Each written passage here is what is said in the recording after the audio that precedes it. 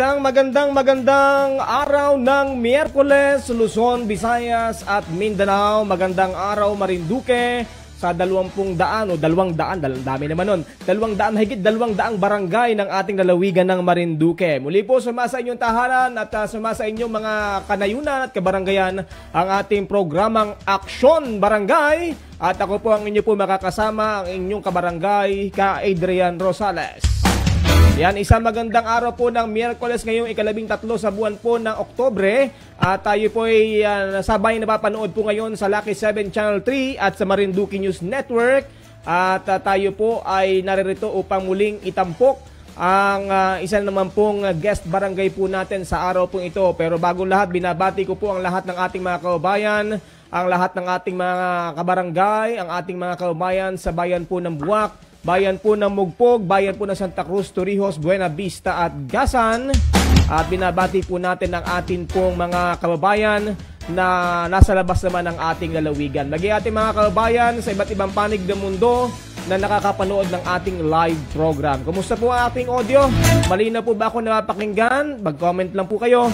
At kung may mga gusto po kayong itanong, meron po kayong suggestion, meron po kayong gustong ibahagi, ano po ay bukas po ang ating palatuntunan. At makikita po nyo ang ating number dyan po sa ating screen. Kung meron po kayong gusto pong i-shout out, o gusto pong ipakilala o batiin o pasalamatan. At kung meron po naman kayong komento, pwede po nyong i-text dyan po sa ating number na makikita po nyo sa ating pong TV screen.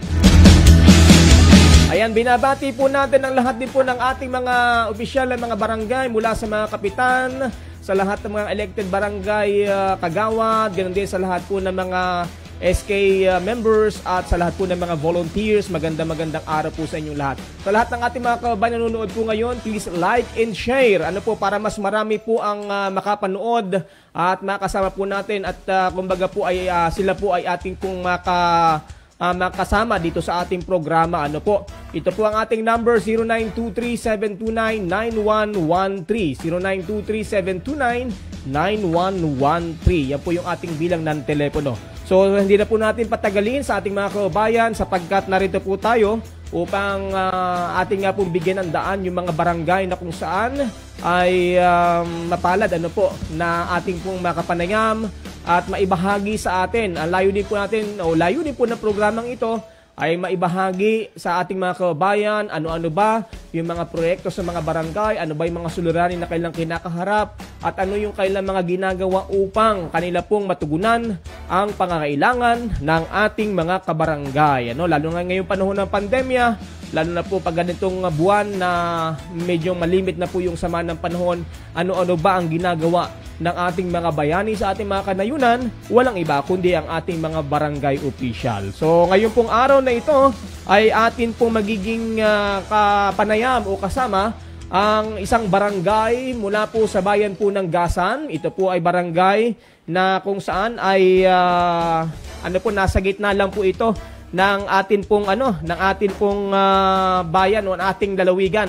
Medyo hindi po masyadong kilala po itong barangay na ito, pero ngayon ipakikilala natin. Ito po ay ang Barangay Tabyunan, diyan po sa bahagi po ng bayan po ng Gasan. At siguro mamaya ipakilala na natin yung ating guest. Ngayong pong araw pong ito, kung nandiyan na po sa linya ang ating magiging kasama, walang iba kundi ang kailang punong barangay, si kagalang-galang punong barangay Kapitan Rizal Lucy Basco Jr. Magandang hapon, Kapitan. Magandang hapon din po, Sir Adrian. Ayan. Sa inyo po programa. Ayan, at medyo challenge po talaga. Salamat po at nabigyan ng pagkakataon o nabigyan din tayo ng pagkakataon ni Kapitan sapagkat sa kanila pong lugar ay talaga medyo may challenge po ang signal. Ayan. At bati na po, Kapitan, sa lahat po na ating mga tagapanood. Pwede po kayong bumati. Binabati ko po una sa lahat ang aking kabarangay dito sa Barangay Tabyunan, lahat ng aking barangay officials at sa amin pong DILG ng Gasan, si Ma'am Carla Go, at sa lahat po ng aking kasamahan na punong barangay dito sa bayan ng Gasan, at sa lahat po ng aking kasamahang gwardiya sa Globe Telecom Cell Site.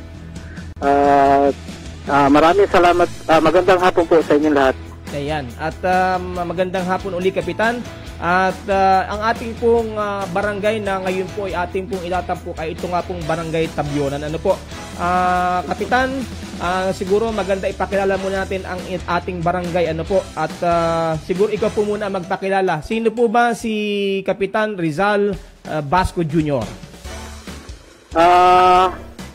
Ako po ay si Rizal Basco Lucy Jr. po ng Barangay Tabinan. Ako po ay may edad na 56 years old po. At may anak po na 3, isang babae, 2 lalaki. Ako po ay nagtatrabaho din sa Globe Telecom Cell Site sa Barangay Masiga po. Apo. Yun na po. Apo. Pang ilang term mo na po, Kap? Unang term ko po lamang po dito sa pagkakapitan at ako po yung nanungkulan ng 3 taon at 3 buwan po. Oo, 3 taon at 3 buwan. Ayan. Opo. At malugod po namin kayong welcome dito sa ating palatuntunan at salamat po sa pagkakataon na binigay niyo po. So, ang Tabyonan, Kapitan, siguro bigyan natin muna ng, kumbaga, para may idea. O meron pong ipasyal muna natin yung ating mga kaubayan dyan sa Barangay Tabyonan. Ano po? So, makikita natin sa ating screen ang mapa ng Barangay Tabyonan. Naka-ready ba? Oo. Ang Barangay Tabyonan po ay barangay na nasa gitna. Tama po ba, Kapitan? Gitna ng napapagitanan ito ng mga bayan po ng Buenavista at saka ng Buwak? Opo. Sa gitna po ang Barangay Tabinan. Ito po ay nasa ilaya po ng Barangay Bakhaw. Nasa kabila po ito ng Barangay Bagtingon.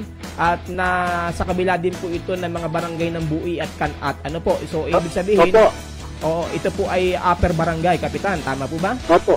At ito po, sir, ay malaki rin po ang sakop ng forest land dito po sa aming barangay. Ayun. So, ibig sabihin talagang diyan po ay talagang masagana po ang mga bagay na pang-agrikultura at saka po ito pong sa ating pong natural resources. Ano po? Opo. Meron dito binigay si Secretary, sabi niya ang Barangay Tabyonan nga po ay mountainous barangay at ito po ay maraming mga wild plants and animals pa sa mga pagkakataong ito. Ano po? Dito pala, Kapitan, dahil nakikita ko nga pag may tiyangge, maraming mga taga-Tabyonan ang nagbababa po ng inyong mga root crops, mga produkto. Ano po? So, sa ngayon po ay tuloy-tuloy po ba yung ganito pong pagtatanim ng ating mga kabayan? Ayun, tuloy-tuloy po yan, Sir Adrian, at sapagkat yan po ang talagang tanging hanap buhay lang po ng mga kabarangay ko. So, ang ganda po, Kapitan. Ako natutuwa dito sa profile po ng inyong barangay. Dahil dito, nakalagay din. Ito po palang istorya ng Tabyonan. Bago po naging Tabyonan, ay mayroong magandang kwento. Ayan. Dahil sabi nga po dito, sa profile po ninyo, doon sa history ng inyong barangay, yung palang Tabyonan. Ako nagkataka din po ay dahil ngayon ko lang narinig yung salitang Tabyonan. Ano po? So, parang sabi ko, ano kaya ang history? Ayan, at ang ganda po pala nito, ito po pala ay merong dumayo dyan at tinatanong kung anong pangalan niyang inyong lugar. Ang pagkaintindi po pala ng magsasaka ay kung ano po yung nagaganap, ano yung naririnig niya. At ang sabi po ng magsasaka ay nagtatabyo ng mga matching. Ano po? Ano po ba yung nagtatabyunan? Nagtatalunan? Ano po? Ano po yun, para bang po may bago na malaki na doon sila humahawak, nagtatabihan po sila? Ayun, parang si Tarzan. Oo, parang si Tarzan po. Ayan, so napakaganda po nitong pinagmulan pala, at least dito sa ating programa, nalalaman natin yung history ng ating mga barangay. So nagtatabihan ng mga matching at nang lumaon, ito po tinawag na Barangay Tabyonan. Ayan. At mayroon po pala kayong 1,279 hectares na land area. At 1,000. Ilan pa po yung po dito? Gaano po kalaki, meron po ba tayong estimated na area kung gaano po kalaki yung agricultural land? Kasi sabi nga po ninyo, malaki po dito portion ay kagubatan. Ang agricultural land po namin ay 271 hectares po, 0.4. So, ang forested po namin ay 778. 6.44 hectares Uy, po. malaki kapitan. Ano po? Talagang Opo. siguro po masagana ang ano diyan, masagana ang inyong katubigan. No. Maganda ang tubig diyan dahil malaki po ang forest land po ninyo. Opo. Magubat po yung bahagi ng aming barangay na Tabinan po. Opo. Mayroon pa po ba tayong mga bakante o mga timberland diyan sa area na 'yan? May mga bakante pa rin po, kaya lang po kaunti na. Oo. Pugon po ang mga nakatubo. At meron po ba tayo, kasi doon po sa mapa na pinakikita natin sa screen, may parang may mga area dito na ang tawag dito, mga bundok na parang mga wala ng mga tanim, para sabi ko parang mga pastulan ito. Opo, yan po yung yan po yung medyo mabato na na ang nakalagay doon sa lupa na yun, mabato na po. Ayun. So, talagang malawak pala ang sako po ng inyong ng inyong barangay, ka? Opo, napakalawak po at ito po ay boundary na po nito ay yung na po sinabi mo, Buwak at saka Binabista na po. Opo. Kaya sabi ko nga, parang curious ako. Kanina po ay ginoggle map ko yung inyong barangay at nakita ko napakalawak po pala ng inyong barangay diyan sa barangay Tabionan. So, ano bang pangunahin po na kabuhayan ng ating mga mamamayan diyan po sa inyong barangay? Pagsasaka po, paghayupan, pag-ikit ng nito, uway, at saka lukmoy po. Yun po ang, at saka pagtatanim po ng mga gulay. Opo. So, ang inyo pong barangay ay talagang purely agricultural land, ano po? Opo, agricultural land po talaga. Opo. So, kumusta naman po ang income o ang ira ng barangay?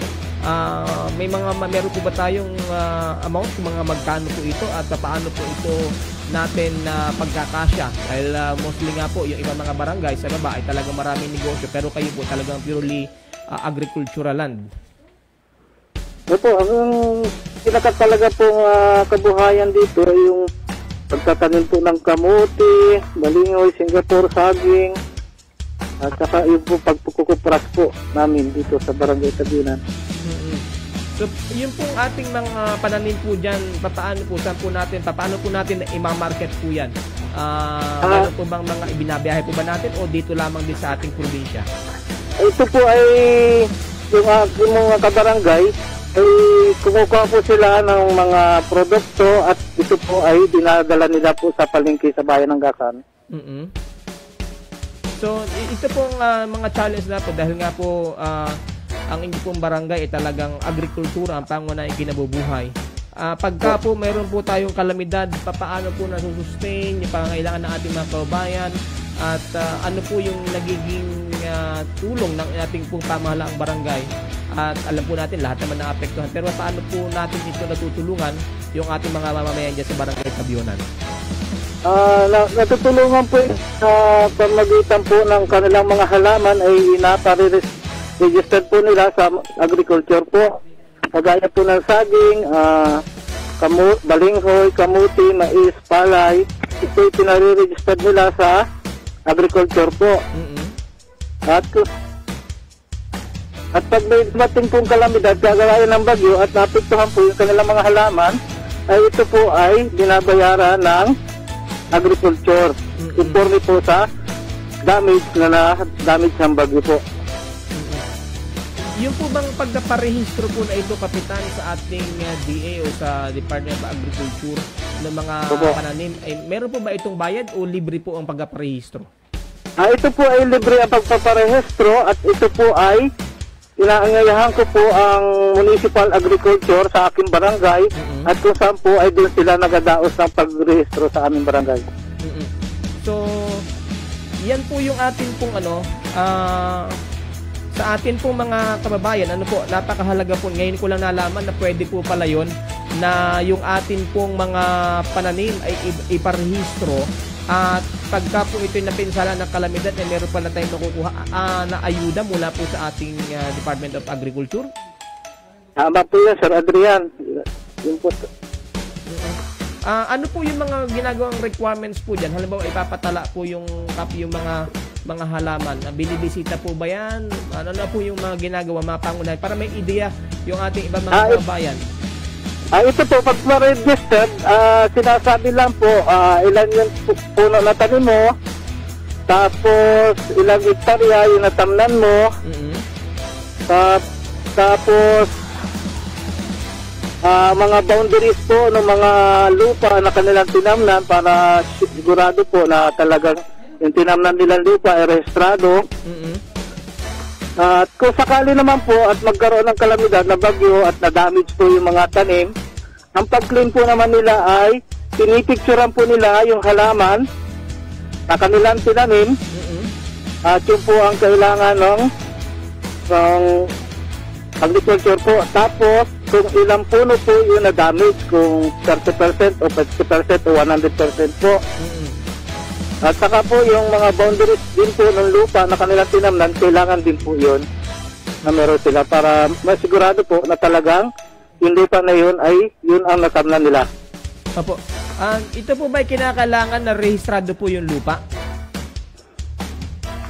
Ay kailangan po sir, rehistrado sa dahilan po na kinukuha po nila yung tax declaration po. Tapos, pag ito po rehistrado, pagka po magki-claim na po sila, kinakailangan po ba nila ng certification ng inyong barangay? Hello, Kap? Hello po. Pagka po ba may claim po yung ating mga kabarangay, halimbawa nga po ganyan, na kinakailangan nilang mag-claim dahil po na-damage po yung kailang mga pananim o mga alaga, mga halaman, kinakailangan po ba bang i-certified pa ng barangayan para po mas mapatunayan na talagang totoo po yung kailan pong deklarasyon? Hindi na rin po dahil siguro po na sila na po ang nag-ano sa ano nito sa assessor kung baga po ay sila na ang gumagawa. Oo, ina-assist na rin lang ang ano po. Opo, basta ang kanila lang po picturean, makita yung damage, kung ilan ang na-damage, yun lang po. Oo. Diyan sa inyong barangay Kap, mostly pag dumadaan po itong ating, dahil taon-taon, dumadaan itong ating sama na pala itong ating bagyo. Lalo na ngayong mga panahon ito. At paano po na ano yung tulong? Mayroon bang mga tulong na mga binhi, ang DA, o ano po yung mga nagiging tulong para mas madaling makabangon yung ating mga magsasaka? Ang tanging na itutulong po ng Department of Municipal Agriculture at Provincial Agriculture, nagbibigay po sila ng mga binhi, kagaya ng mga gulayin, na para itanim sa tao po. At may mga abono din po ba na ibibigay ang ating Municipal Agriculture Office? Sa ngayon po, sir, ay hindi man po abono ang kinakailangan. Organic fertilizer po ang ginagamit po namin ngayon. Wow, nakakatuwa yan, Kapitan, sapagkat may mga barangay na talagang mas tinatangkilik nila yung tawag dito, mga chemical na mga abono. Pero kayo pala dyan sa Barangay Tabyunan ay ang pinapractice niyo yung organic. Organic po sir, organic. Ang ginagawa po namin dito ang pag-aabono sa mga kwan. O kaya sa ating mga kabayan at tagapanood, pagka po kayo pupunta sa gasan, sa mga palengke at sa mga tiyangge ang hanapin po nyo yung mga produktong galing sa Tabyunan dahil yan po pala ay organic na mga halaman at mga bunga ng kailang mga pananim. Tama po ba, Kapitan? Opo, tama po sir. Oo, dahil napakahalaga po ng organiko dahil yan po ay nakakatulong lalo sa ating kalusugan. Opo, number 1 po sa mga kalusugan natin po.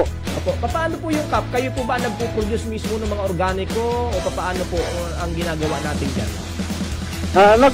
Nagkaroon po ng pag-aaral dito sa Barangay Tabyunan at nagpunta po ang Provincial Agriculture din sa amin pong barangay at may association po kami nga dito na kung tawagin ay TAPA, Tabyunan Upland Farmers Association po. Tapos po, tinuruan po kami kung paano magawa ng organic fertilizer at saka yung mga pang-spray po sa mga insekto na kung saan po organic din po. Ayun. So, ito pong ating mga magsasaka pala ay mayroon na silang kasanayan, ano po, diyan sa paggamit ng organic po. Opo. Kap, paano po yan? Kasi minsan po sa ibang mga lugar, yan pong pag-produce po ng organic fertilizer ay isa rin po sa nagiging pagkakitaan ng ating mga kababayan. Kayo po ba bukod sa pag-produce nyo, hindi po ba kayo nakakapagbenta yung ating mga farmers dyan sa ibang mga lugar or kahit talagang panggamit lamang po sa inyong barangay? Ay hindi po sir kami nagabinta at ginagamit lang po namin sa aming mga pananim, hindi sa aming barangay. Ayan, nakakatuwa Kap. At sana'y maging ehemplo yan doon sa ibang mga barangay na katulad po ninyo ay organiko, ang tawag dito, pagsasaka ang pangunahing kinubuhay na mas i-practice po natin ngayon yung paggamit po ng organic fertilizer. Ano po? Opo. At yan, sabi ko nga, ay aking pong ini-encourage yung ating mga kabayan at inaayahan kung kayo po ay bibili ng mga gulay, mga ani mula sa agrikultura. Diyan po sa bayan po ng Gasan ay hanapin niyo po yung po mga produktong galing sa Barangay Tabyonan. So, dito po sa atin pong kumusta po ang inyong barangay dahil talagang nung una po, nung kami umaakyat pa dyan, lalo na kapag panahon ng eleksyon, madalang po kami umakyat dyan nung ako po nasa Mimaropa Sunrise pa. Talaga ang hirap ng daan dyan sa inyong barangay. Sabi nga, pagka ang pinag-usapan na ay ang assignment po ay Tabyonan, medyo parang gusto mo na umatras. Pero kumusta po ngayon ang inyong daan patungo po sa Barangay Tabyonan? Sa ngayon po sir, napakaganda na po ng daan namin dito sa Barangay Tabyonan. At dito po ay binigyan po kami ng pondo ng DILG, Farm to Market Road po. Galing po sa DILG po ang budget na pinagpagawa po dito sa aming kalsada po sa papunta ng Barangay Tabyonan po. Siguro pakita natin sa screen, Sir Jopa, yung mga kalsada. Ayan, maganda po. Nakikita kayo ng ating mga kababayan yung magandang kalsada ngayon diyan sa Barangay Tabyonan. Ano po? So, magkano po ito, Kap, na naging budget po sa inyo ng DILG? Ito po ay binadgetan ng DILG na 27 million po. 27 million. May ilang kilometro po ito? Ito po ay nasa 1,800 meters po. Ayan. So, at ito po yung po mga nagagamit na po ng ating mga kababayan, yung Farm to Market Road at Provincial Road. Ano po? Opo.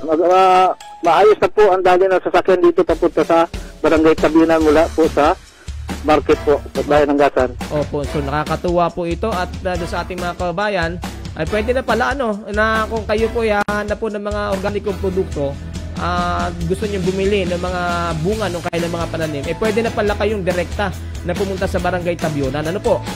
Opo sir, at inaanyahan ko po yung mga gustong bumili ng mga gulayin. Malaganda na po ang daan patungong Barangay Tabyonan po. Ayan, at natutuwa po tayo sapagkat kasama pala ng pagbabago ngayon ay yung pag-unlad din po ng ating mga kakalsadahan diyan po sa Barangay Tabyonan. So yung ang alam ko po, ang Tabyonan po ay talagang may mga ilog. Ano po? Kumusta po yung mga tulay po natin diyan? May mga, kasi ang alam ko po may mga proyekto rin po ang ibang mga NGO like Kalahi. Meron po ba tayong mga naibigay na po din sa kanila ng mga tulay diyan o ano po yung naitulong sa inyo? Opo sir, at meron po dito na naibigay ang Kalahi na hanging bridge po doon po sa sitio Dungunin. Kaya nga lang po, hindi ko po alam kung magkano ang budget doon sa pinagawa po na yun. So ito ay, pero napapakinabangan na po rito ng ating mga kababayan? Opo, matagal na po ito napapakinabangan ng aking kabarangay. Hindi lang po aking kabarangay, kung lahat po na napunta doon sa sitio Kamanga at sitio Dungunin ay napapakinabangan na po ito. Opo. Dante Kap, noon pong usong-uso pa yung nung unang uwi ko ng Marinduque, usong-uso pa po bagay yung mga kitchen na mga ibon, ano? At sabi po ay nanggagaling daw po yan dyan sa Barangay Tabyonan. Kumusta po ngayon yung handicraft na yan na pag-ukit po ng mga ibon? Ano na po ang sitwasyon? At alam ko po isa rin ang Tabyonan sa pinanggagalingan po ng mga materials ng ating pamaypay na abaniko. Mayroon pa po bang ganyan ngayon na livelihood po tayo o mga pangkabuhayan? Kumusta po? Sa ngayon po sir, yung pag-uukit ng ibon dito sa aming barangay, sa barangay ng Tabyonan, ito po sa ngayon ay wala na. Hindi ko po alam kung ano ang dahilan bakit parang biglang nawala na po yung pagpapaukit ng ibon dito sa aming barangay. At ito po, noong pong panahon, nakasagaran po yung mga pag-uukit ng ibon yan, yun po ang kinakabuhay ng mga taga rito po sa amin sa Tabyunan. Ang dami pong natulungan noon yung pag-ukit ng ibon yun. Ang dami po natulungan ng aking mga kabarangay. So sa ngayon po ay medyo nawala na ito na pag-ukit na ito. Wala na po sir, wala na po ngayon na pag-ukit. So kumusta po yung yung mga gumagawa dati kasi ang ginagawang pamaypay na abaniko po ay yung pong pinanipis na kawayan. Ano po?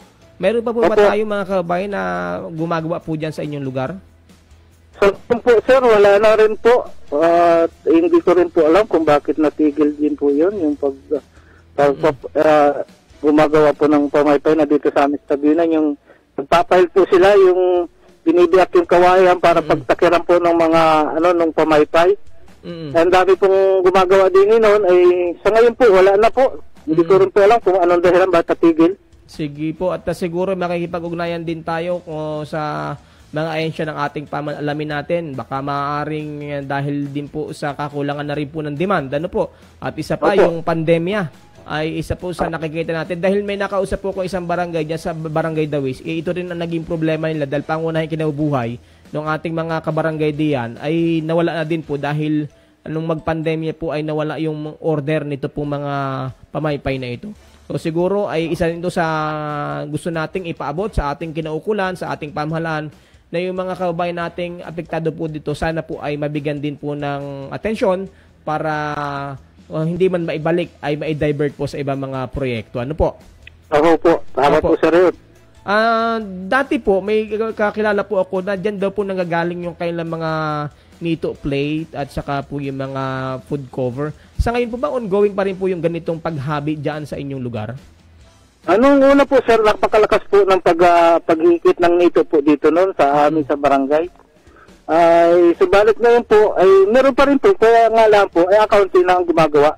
At hindi ko rin po alam kung bakit ano ang dahilan at kaunti na po ang order ng mga paghikit ng ito po dito sa aming barangay. Siguro tanungin din natin ang ating provincial director ng DTI dahil nun po nakasama po natin ang DTI dun po sa pag-assiste dun po sa mga kababayan natin na yan po ang kinabubuhay po. At tanungin din natin kung paano po mayroon pa ba tayong mga livelihood assistant dito po sa mga kababayan natin na apektado po nitong kumbaga pagliit nga po ng demand dito sa ating mga kabuhayan, lalo na po sa mga kababayan natin na andyan po sa mga upper barangays. Ano po? So, Kap, tanong ko rin lamang, dyan po kasi nung ako po napapunta dyan, talagang challenge po yung signal. Sa ngayon po, ano po ba yung mga problema bukod dito sa signal ng cellphone, ng komunikasyon, kakulangan sa komunikasyon?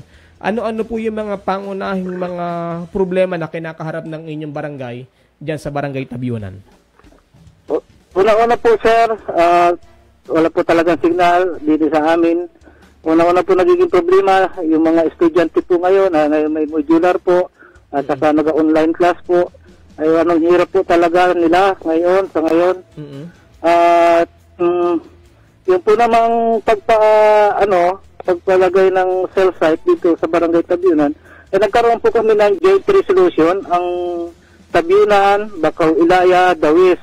Kung saan po itong resolution ito po ay pinasa ko po sa site engineer ng Globe sa buong Marinduque. Kung saan po ay pinasa din po niya ito sa opisina ng Globe Telecom sa Mandaluyong. May update na po ba tayo, Kap, doon sa inyong request na yan? Sa ngayon po ay wala pa po akong update at nung kailan pong buwan, pinalo up ko po ito doon sa aming engineer. Ang sabi niya, ipapalap ko ulit niya sa opisina para magkaroon tayo ng linaw. At siguro medyo tinatap na rin natin ng ating provincial governor dahil nung nakaraan po na taon na mayroon pong natumban na salaysay dyan po sa may Agumay-Mayan sa bayan po ng Buwak, napabilis po yan dahil po dun sa pag-assiste po ng ating provincial governor. At siguro kung may nakikinig man sa mga staff ng ating provincial governor, baka pwedeng tulungan din yung ating mga kababayan dyan sa bahagi ng Tabyunan dito sa pamamagitan ng pag-request nga po nitong cell site. Ano po, Kapitan? Opo, maganda po yan sir at ako po ay nananawagan sa ating provincial governor, President Velasco, sana po ay matulungan yung aming barangay na magkaroon ng cell site dito sa Barangay Tabyunan po. At talagang kahit po yung mga teacher dyan, alam ko yan din po ang suliranin. At lalo na po kayo sa barangay, na alam po natin, ang dami nyo pong compliance. Meron kayong mga compliance sa DILG, sa COA, at sa iba't iba pang mga ahensya. At talagang challenge po ninyo yung signal. Opo sir, ang dami po talaga ng trabaho. At yung pag-online pa po ay talagang hindi alos magawa at sapagkat walang signal po. Kap, nasaan ka ngayon? Kasi mahina nga ang signal dyan. Ako'y curious kung nasaan ka ngayon. Nandito po ako, Sir Adrian, sa boundary ng Bacau, Ilaya at Tabyunan. Ito po yung mataas na lugar. Ayun. Nako, nakakahiya na kay Kapitan at umakyat pa pala ito ng bundok para bundok na yung lugar nila, umakyat pa para magkaroon lamang ng signal at mabigyan tayo at makapanayam natin. Ano po, Kap? Opo, sir. Opo. Ayan, salamat, Kap, at na pagbigyan po tayo na maayayahan po kayo at makapagsalita dito sa ating programa. Opo, kumusta po diyan po sa lugar po niyo? Yan, ulitin natin ha, ang isa po sa number 1 na problema din po ng ating Barangay Tabyunan ay yung pong kailang komunikasyon. Kaya nananawagan tayo kung sino man yung may mga opisyal natin sa ating pamahalaan na baka pwede na tulungan natin, i-follow up po natin para diyan po sa nasabing barangay na talagang alam na natin na may kalayuan yan. Challenge po sa ating mga mag-aaral at sa mga kababayan natin yung signal po nila. At Kap, dahil po dito sa mapa na pinapakita nga natin sa ating mga kababayan ay marami palang ilog dyan. Kumusta po ang sitwasyon kapag tag-ulan? Napakalaki po ng problema dito pag yung nabagyo at nagatag-ulanin po. Sa dahilan po na yung aming tulay ay parang hindi na po matibay ang kanyang tayo. At kung saan po ay pag nabagyo at malaki ang tubig po ay nagiging problema po namin yung tulay at nasisira po yung approach noong tulay. Yun yung nakita natin na minsan hinahakutan ng ating mga kabayan ng mga bato, graba para lamang po. Dahil doon sa mga kabayan po natin, dahil may kaliitan po yung tulay po nila, pag nabarahan po yan ng mga punong kahoy, ng mga kung ano-ano po ay talagang yung umaapaw, Kapitan, yung tubig. Opo sir, talaga pong umaapaw, halos abot na po kalsada. At yung halos hindi na rin po matawiran yung kalsada na naapawan po ng tubig ng baha. At isa pa po doon sa mga kababayan hindi nakakarating dyan, yung tulay na yan ay malapit po sa isang national high school na pag buwabaha po ay pwede pong malagay din sa peligro yung ating mga mag-aaral dyan kung sakasakali na magbalik na yung klase. Ano po? Opo sir, at nung kailan po yung bagyong Kinta, hindi ako nagkakamali, umapaw din po yung tulay namin na yun. Yung pader po nung Hello po, Kap. At kinain po ng tubig. Ayun, yung pundasyon ng pader ng eskwelahan. Hello po, Kap. Ayan, Sir Santino, pakiayos lang po yung makikisuyo po tayo, Medyo nawala si Kap sa ating linya. Ayan, at isa po sa problema din po pala ng barangay, hello, Kap. Ayan, paki-redial mo na lang uli, siguro. Ay, yun pong pagbaha din po diyan. Doon sa ating mga kababayan, ang Ilaya po, ang ibabang bahagi po ng Barangay Tabyunan, ay yan pong Barangay Dawis, at saka po Barangay Pinggan. Kaya yung tumpong tubig na bumababa sa Barangay Dawis, Barangay Pinggan, ay yan po galing sa Tabyunan. Yan, kaya doon sa mga nagtatanong ng mga kababayan natin, saan nanggagaling yung tubig dyan sa Barangay Dawis at Barangay Pinggan? Yan po galing po sa bahagi po ng Barangay Tabyunan. Opo. Ayan, medyo nawala uli, Sir Santino. Ayan, at yung pong pagbaha pala, isa sa nagiging problema din po nila dyan sa bahagi po ng Barangay Tabyunan. At talagang dahil sila po naliligiran ng mga bundok at ng mga kapunuan, talagang malakas po yung tubig na bumababa po dyan sa barangay na nagtuloy-tuloy papunta po sa karagatan o sa dagat. So, ayan. At nakabalik na kaya si Kapitan? Oo. Natin. Nakabalik na siya. Oo. Hello, Kap?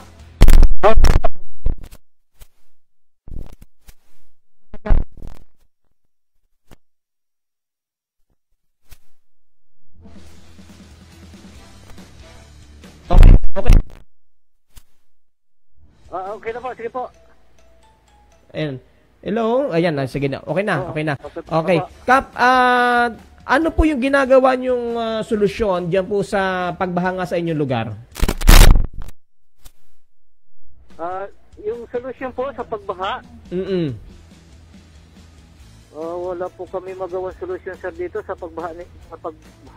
Talagang Maliban na po yung oo. damage ng baha Sa- at nagawa po agad namin ng solusyon. sa laki talaga naman hindi niyo masolusyonan. Oo. Opo. Pero may Sa laki mga flood control na po ba tayo diyan? Sir, yung flood control ay yung po ang higit na kailangan din po namin. Ayun. At sana'y nagpasa na po kami ng resolution sa ating mahal na governor at sa ating Speaker Alan Lord Velasco, yung flood control ng Kamanga at saka din po sa Central Ono, na kung saan po yung aming malapit ng kainin ng aming kalsada nung tubig. Meron na po tayong naibabang resolution po na naibigay no pahatid sa resolution sa ating provincial government. Opo sir, meron na po kami na ibigay na resolution din. Kumusta po? Meron na po bang pagbisita na ginawa diyan ng ating kinaukulan? Sa ngayon po sir, hanggang wala pa po. Ayun, siguro isa ito sa kasi alam natin project ni Governor yung mga dredging ng mga kailugan. Pero siguro panawagan natin sa ating governor na din na isama na rin yung flood control. Ano po, bukod do sa dredging o pagpapalalim ng mga kailugan, siguro isama na rin po sa project ito pong paglalagay nitong mga flood control natin. Opo sir, sana po maisama ang Barangay Tabiunan kasi yung una pong problema rin po namin talaga ito pag bumabaha na kailangan po may flood control para yun namang gilid ng kalsada namin at saka yung apektado po sa Sitio Kamanga, nakakain na po ng tubig yung kanilang kahalos kabayan. Oo. At siguro kung may nakikinig man o nanonood sa ating Provincial Engineering Office, baka pwede pong mabigyan natin ng pagkakataon, malayo po itong ating barangay, ay siguro po ay matulungan natin, mabigyan po natin sapat na atensyon para yung flood control ay maibigay din sa nasabing barangay. Although maraming mga barangay ngayon ang talagang nagre-request ng mga flood control facilities at mga instruktura, pero siguro dapat maisama din itong barangay po ninyo. Ano po? Opo sir, sana po may sama yung aming barangay. Yan, kaya tinatawagan natin ng atensyon ang mga namamahala sa ating Provincial Engineering Office na mabigyan din po ng pansin po ito. At siguro ganun din mapasyalan din ng ating ng ating Municipal Engineering Office para magawa din ng resolusyon at maipila na mabigyan dito, makasama dito sa priority project. Ano po, Kapitan? Opo sir, sana po gano'n mangyari. At nakita ko rin po, Kap, talagang medyo may kalumaan na yung tulay po ninyo dyan. Kumusta po ang ang update po dyan sa tulay ninyo? Ito po ay nag-request po kami sa municipal engineer at tungkol po doon sa ilalim ng tulay, yung flooring po na inawas out na.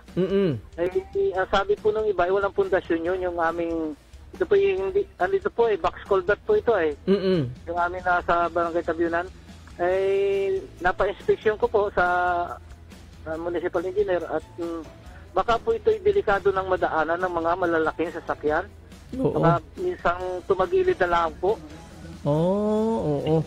At diyan pa naman ay pagka umaakit yung mga sasakyan na kumukuha ng mga copra ay talaga medyo mabibigat yan. Opo, at saka matutunin po pati ang takbo pa at mahaba po yung pababa Oo. Ayan. So siguro talagang, kumusta na po? Ano po ang assessment po ng ating Municipal Engineering Office? Ngayon po, nagpunta sila at in-inspection po ngayon. Wala po ako naman doon, dito po ako. Pero ito po, sir, ay ginawa namin po ito ng resolution. Oo. At pinasa po namin sa PDRRMO. At nung kailang linggo po, ay nagpunta po ng PDRRMO at pinapalo ko po yung resolution na pinasa namin. Ang sabi po niya, nasa national na po yun, yung resolution na yun. Ayan. Ay, nakakatuwa naman pala, Kap. At mayroon pala nag-i-inspection ngayon dyan. Opo. Oo. Ayan, shoutout po sa ating mga kawani ng Municipal Engineering Office at sa PDRRMO. Salamat at binibigay nyo ng attention yung ganito dahil ito'y pangunahing access ng ating mga kabarangay dyan sa Barangay Tabiunan. Ano po, Kapitan? Opo.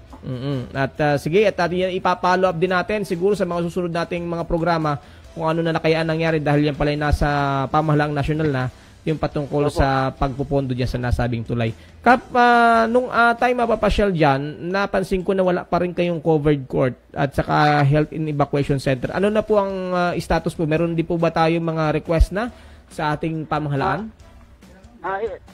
Naging problema po sir nito, naging status po nito, yung aming cover court po, ay ito po ay may purchase of lot po kami na 150,000 na nakaalat po pa sa cover court namin, basketball court. Ay ngayon po, nagkaroon po kami ng problema dito sa Provincial Assessor's Office. Bakit po kaya? Saan po,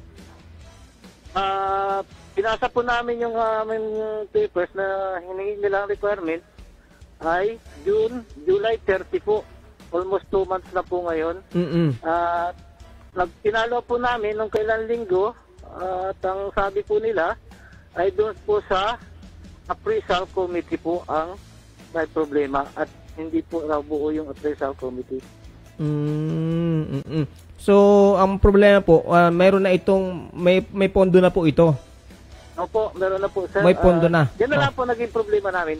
Yan sa Provincial Assessor's Office po. Okay, kaya nananawagan po tayo sa ating Provincial Assessor's Office, baka magawan po niyo ito ng paraan dahil alam naman natin na pag may pondo na at ibinaba na yung proyekto ay dapat ma-meet natin yan. Dahil pag hindi po na i-implement yan, ay maaaring mawala yung pondo. Ano po, Kapitan? Ayun po nga sir, at ako pinanghihinayang, sabi ko nga po, nakapanghinayang yung pondo na inilaan para sa amin sa cover court ay kung pag hindi namin naayos kaagad yung pagbili ng lote, ay baka po ito ay ibigay kung saan. Ako pinanghihinayang at yun ay pagkakataon na sa aming barangay at talagang laking tulong po noon magkaroon kami ng cover court sa aming barangay. Oo. At pinapakita nga natin sa ating screen yung pong larawan po ng ating barangay hall. Yan lang ang tanging building ng ating barangay ngayon. Yung pong covered court ay wala pa.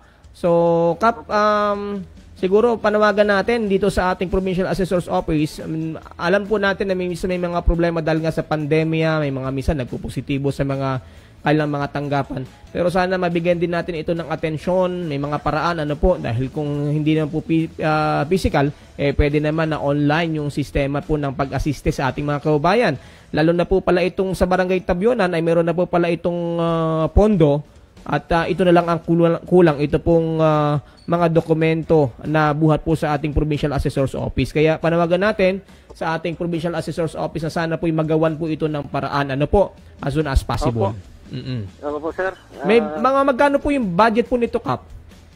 Sa sir? Doon sa ating covered court. Sir, hindi ko pa po nalalaman kung magkano yung budget na nailaan po doon para sa cover court ng Barangay Tabionan. So, dito po ating evacuation center, parang ito rin ang kakulangan po ninyo dyan sa Barangay Tabionan. Kumusta po? Ang naging problema po sir namin dito sa lote namin na dinonate ng Kunsyal Dadong sa Kunsyal ng Dadong Motol po. Kunsyal Dadong Motol po. Siya nag-donate. Ay hindi po ito na i-transfer sa pangalan ng barangay. Ayun. Ngayon po, may nagpunta po sa amin at hindi naman po ako naging kausap, yung sekretary ko po na taga DPWH na kung saan daw po ay nilaanan ng budget ng 7 million yung health center at evacuation center. Hinihinga po, ang naging problema po ay hinihingan kami ng dokumento na nakapangalan sa Barangay Tabionan na. Ay wala pa po kami noong ganong papel sapagkat donation po lang ang hawak namin. Oo. So ngayon po ay gusto po namin itong lakarin, subalit ito daw po ay magkakaroon ng malaking kabayaran sa tax po sa BIR. So ito ang nagiging problema, yung pagka-transfer at pagkapangalan ng nasabing lote sa mismong pangalan po ng inyong barangay. Opo. So, yan. Alam naman natin, hindi naman basta-basta nga din ngayong gumastos ng mga pera ng gobyerno. Kaya nananawagan tayo, baka naman may gininto ang puso, dahil ito ay nagiging problema. yung mga babayarin ng ating barangay, baka mayroon may kakayanan mag-donate dahil ito po ay evacuation center at the same time ay health center. Opo. Malaking tulong po ito sa ating mga kababayan at baka may mga kababayan natin na humahangad-hangad dyan, ngayon ipakita ngayon yung inyong malasakit dahil pagka ito inyong tinulungan. May mga butil loob po, sir. Oo. May mga butil loob. Sana naman yung aming problema sa tax mabigyan mo lang solusyon. Dahil alam naman natin na very limited po yung inyong income diyan sa inyong barangay. Oo. Kaya siguro yung ating mga naghahangad diyan baka naman ito health sector po ito at saka evacuation center na naging problema po ni NACAP ay hindi nakasama sa budget nila noong nakarang taon yung pambayad dito sa mga tax ng nasabing lupa. Ano po? Opo sir, hindi po talaga naisama namin. Oo, baka naman, sabi ko baka naman yung mga nahangad na konsehal dyan sa ating bayan Sagasan gusto naman pong mag-donate, Kasi yung isa po ay nag-donate na, si Kapitan Dudong Mutol ay nag-donate na ng lupa. Opo. Ay baka gusto naman mag-donate naman nila nung pang-asikaso nung mga bayarin. Ano po? Opo. Lalo tigit po yung sa tax. Ayan, tama. Yung po napakalaking bayarin sa BIR. Hindi naman ang tinulungan dito si Kapitan. Ang tinulungan natin yung ating mga kabarangay sa Barangay Tabyunan. Sa barangay po. Ay, tama. Yan. Kaya, nananawagan tayo doon sa mga may magandang plano dyan. Mga planong humangad at nag-file na. Baka naman pwedeng tulungan natin, lalo na yung mga nag-aspirant dyan sa ating pamahalaang pangbayan. Baka pwedeng matulungan natin yung Barangay Tabyunan na mai-transfer na po ito sa pangalan. Dahil hindi na isama sa kailang allocated budget yung pong mga tax at mga babayarin para po masimulan na itong proyektong ito ng evacuation center and health center dyan sa Barangay Tabyunan na ngayon po ay hindi pa pala nakapangalan. Bagaman meron ng deed of donation pero hindi pa po nakapangalan talaga sa Barangay Tabyunan. Opo, sir. Opo. Yan, salamat Kap. At talagang medyo ngayon lang natin ito natutuunan ng pansin dahil nga po medyo may kalayuan ang inyong barangay. Kaya sana mabigyan ng pansin ang Barangay Tabyunan na isa po sa nagbibigay din naman ng tulong sa ating mga may lalo na po sa mga produktong pang-agrikultura. Opo, sir. Opo. May mga ongoing pa po ba tayong mga project dyan, Kapitan, sa inyong barangay sa ngayon? Sa ngayon po, sir, yung amin lang pong wala na po akong ongoing project ngayon, sir. So, kaya lang may mga pinapalo pa po tayo. Opo. Kumusta na po pala ang water supply po ninyo dyan? Napakaganda naman po yung water supply namin dito at napakalakas. Kaya nga lang po yung mga bagong paggawa po ngayon ng water yung sa waterworks po namin galing sa provincial governor's office po yata yung budget na yun 1.2 ay yung ang nangyayari po ay naputok ang polyethylene sa lakas ng ng tubig ng pressure pressure po ng tubig po nagiging problema namin po na marami na pong pumutok na polyethylene. Siguro maganda yung matutukan din yan ng Municipal Engineering Office to assist Opo. Para magawa na mas maayos sa design. Ay, Kapitan, meron pong umuugong na mga kwento na yan daw po inyong barangay igagawan daw po ng dam. Ano po ang stand ng ating mga kabarangay po diyan? Ay, yung nga po, nabalita po at may nagpunta na pong engineer din sa amin at yung po in-inspection na ng Mimuro pa po ata, hindi nakakamali, Mimuro pa. Na ang sabi nga po ay lalagyan po ng dam. Yung amin pong ilog. Yung ilog. Pakita natin yung ilog. Sityo Hagimiti na po yun. Nasa dulong-dulo na po yun. Ay, yung mga tao nga po dito sa aming barangay ay mga nag-react na ano ang epekto kung sakaling matayuan na ng dam ang ating ilog dito sa ating Barangay Tabyunan. Ano ang magiging epekto sa mga tao na nanirahan dito sa atin? So, in short, ang tao ay parang hindi po sila sumasang-ayon sa ngayon. Tama po ba? Sa ngayon po, hindi po talaga sila, parang hindi po sila sumasang-ayon, sir. Oo. At wala po bang kumukonsulta pa sa inyo? Wala Wala pa po, kailangan po dapat talaga bago anuhan yun, kailangan po magkaroon ng public hearing din sa aming barangay. Kung sakasakali po na talagang itutuloy, ano po? Opo, at para malaman po rin ng mga tao kung ano ang kasiguruhan nila doon sa site na Dam, oo.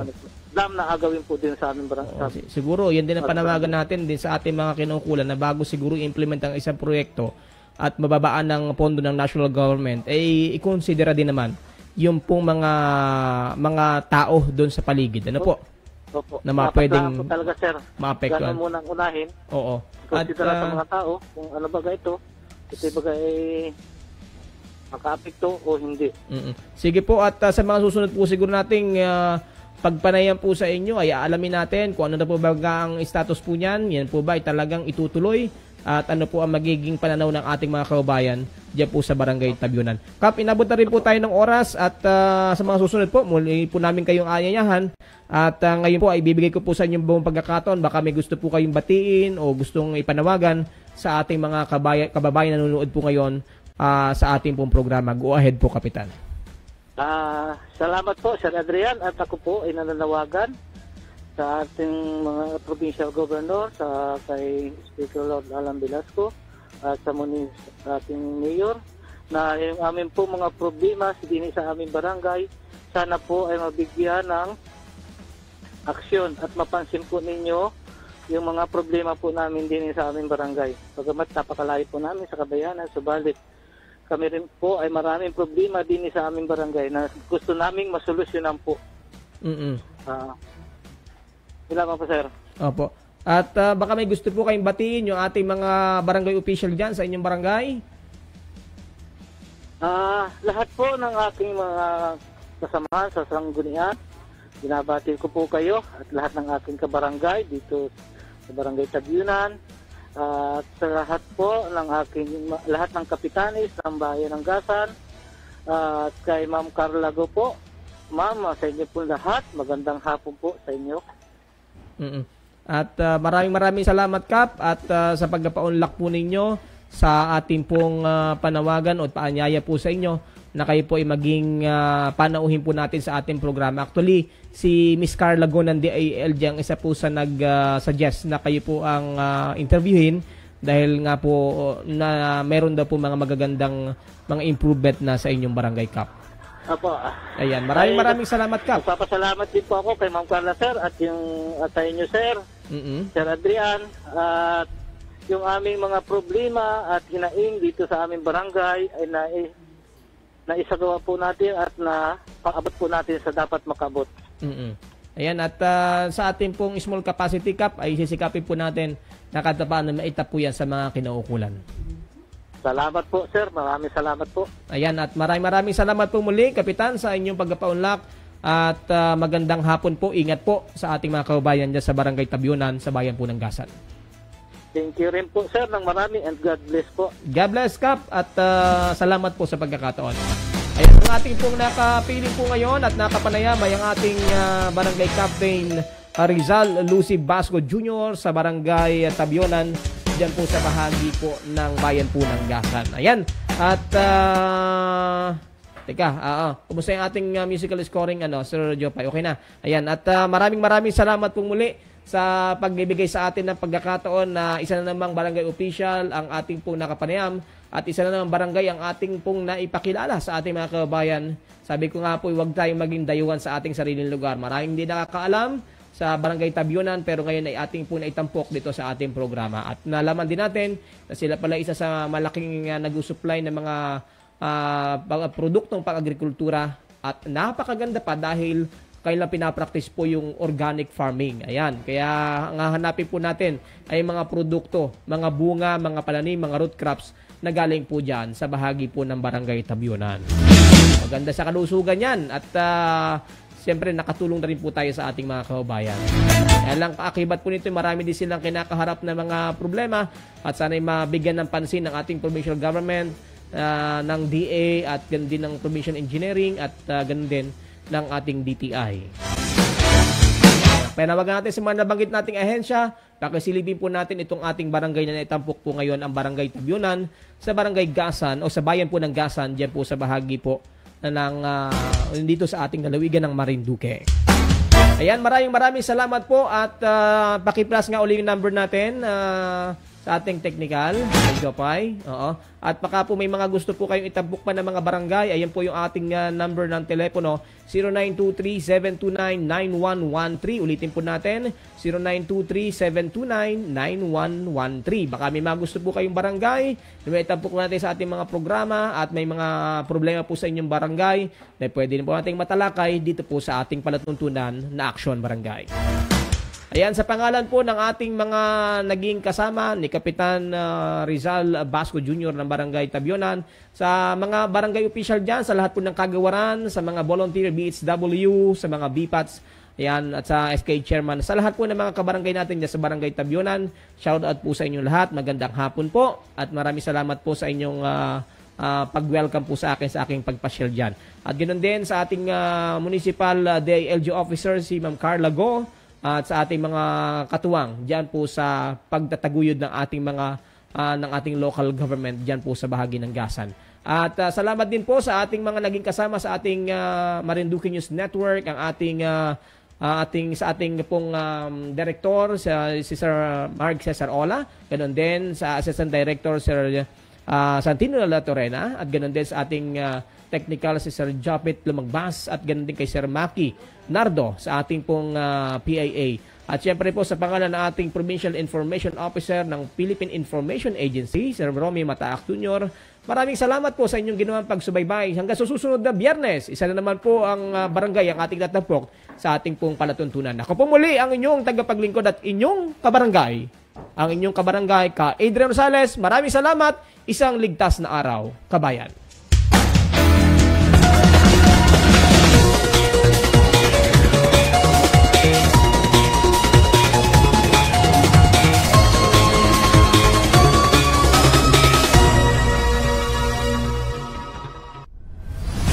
Sisiyasatin ang mga problema sa barangay.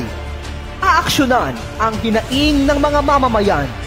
Hiringgin ang tinig ng mga nasa laylayan at bibigyang pugay ang mga programang nakatutulong sa bayan. Samahan si Ka Adrian, ang inyong action man, tuwing araw ng Lunes, Miyerkules at Biyernes, alas 2 ng hapon sa Marinduque News, Lucky 7, Channel 3. Aksyon! Barangay!